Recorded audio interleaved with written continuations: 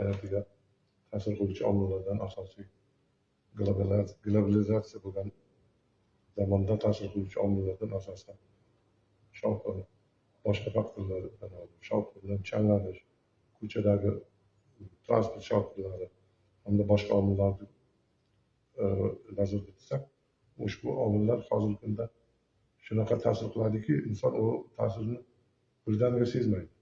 O'sha sezgilik, ya'ni kelajakda ko'p ta'sir qilavergandan keyin boshqa organizmlarni o'zini hayotidagi ta'sir qiluvchi yaxshi hayotiy organlarga ta'sir qilgandan keyingina sezish mumkin.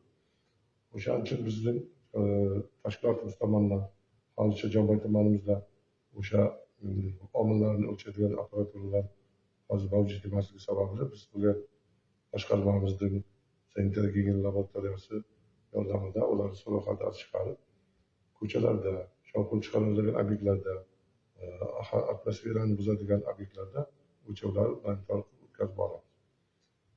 Monitoring natijasida chiqqan natijalar asosida agar o'sha bir ishlab chiqarish bo'lsa, ularga o'zimiz talabnomalarimizni qo'yamiz. Changlanish bo'lsa, qanaqa yo'nalish bo'lsa, shovqin bo'lsa, qanaqa yo'nalish bo'lsa, o'zimiz tavsiyalarimizni beramiz. Ko'cha-ko'ylarda, katta trassalarda, endi trassalarda juda hozir texnikalar ko'payib ketgan, ayniqsa juda og'ir yuk ko'taruvchi transportlarimiz bor. O'shalarning shovqini hamda ularda ichki yonuv dvigateldan chiqadigan har xil zararli omillarni ham viloyatimizdagi laboratoriyalar har 6 oyda monitoring qiladi. O'zlarining nuqtalari bor. O'sha nuqtalarga chiqib qarab, ichki ishlar xodimlari, GAI xodimlariga biz o'sha monitoring asoslarini, natijalarini berib turamiz. Ular shunga qarab transport vositalarini qatnovini begirovka qilib turadi.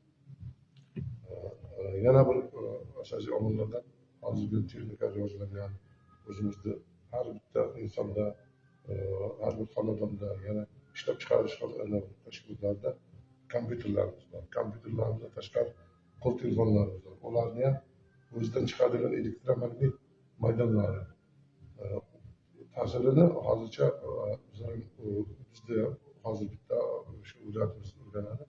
Uni ham monitoring qilib borib, kerakli tavsiyalarni monitoringda o'sha kompyuter ekranini qancha uzoqlikda saqlash, uni ishlashda necha soatda bir o'zini orqali qilish tavsiyalarini berib kelyapmiz.